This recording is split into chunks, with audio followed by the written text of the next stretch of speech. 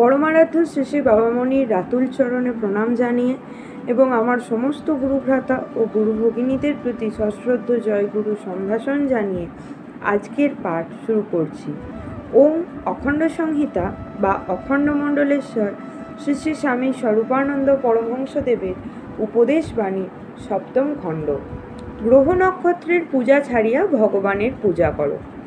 একজন সরলপ্রাণ ব্রাহ্মণ পণ্ডিত বলিলেন, আজ একে মঙ্গলবার, তাতে অমাবস্যা, আজকের দিনে যাত্রা করবেন স্বামীজি? শ্রী শ্রী বাবামণি বলিলেন, পণ্ডিতজি, গ্রহ নক্ষত্রের তো ভয় করছেন, তারা আবার না কোনো বিপদ করে বসে, কেমন এই না? পণ্ডিতজি সম্মতি জানাইলেন। শ্রী শ্রী বাবামণি বলিলেন, গ্রহ নক্ষত্রেরা তো আর নিজেদের ইচ্ছায় আপনার ইষ্টানিষ্ট করতে পারে না, তারা আবার আর একজনের হুকুম নিয়ে সব করে, তারই জন্য একই যাত্রায় পৃথক ফল দিতে বাধ্য হয়, কেমন তাই না? পণ্ডিতজি সম্মতি জানাইলেন। শ্রী শ্রী বাবামণি বলিলেন, তাই যদি হয় তবে চাকর বাকরের অনুগ্রহ বিগ্রহের দিকে দৃকপাত না করে মনিবের অনুগ্রহের দিকে তাকিয়ে চলাই তো ভালো, কেমন তাই নয় কি? পণ্ডিতজি বলিলেন, আমরা আর ভগবানের নাগাল কোথায় পাই বলুন? এই জন্যই মনিব ছেড়ে গোলামের খোসামুদি করতে হয়। শ্রী শ্রী বাবামণি হাসিয়া বলিলেন, গোলামেরই বা নাগাল পাচ্ছেন কোথায়? গ্রহ নক্ষত্রগুলি তো আপনার কাছ থেকে ঢের দূরে রয়েছে।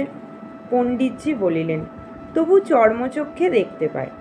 শ্রী শ্রী বাবামণি বলিলেন, তাই কি সবগুলি গ্রহ নক্ষত্রকে দেখতে পান কি? পণ্ডিতজি বলিলেন, তা না দেখতে পেলেও গণিতের হিসাবে ধরতে পাই।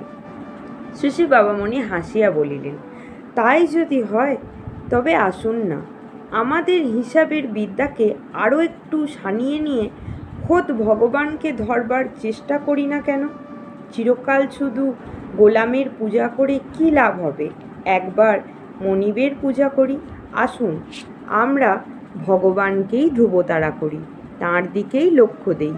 আকাশের জড়পিণ্ডগুলির দিকে নাই বা আর তাকালাম?